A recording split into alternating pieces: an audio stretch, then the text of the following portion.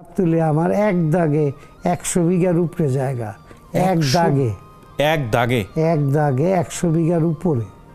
তো এই জায়গা কি চাঁদাবাজি করবো? তারপর আমার বাড়িটা আমার প্রায় 30-40 বিঘার কম না।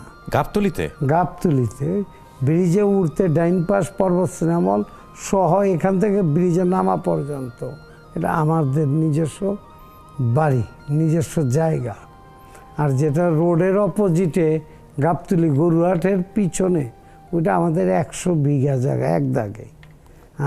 আমি নিজে কিনা না, আমার এই যেটা 100 বিঘা এটা পুরাটা আমি কয়লা ভাড়া দেই।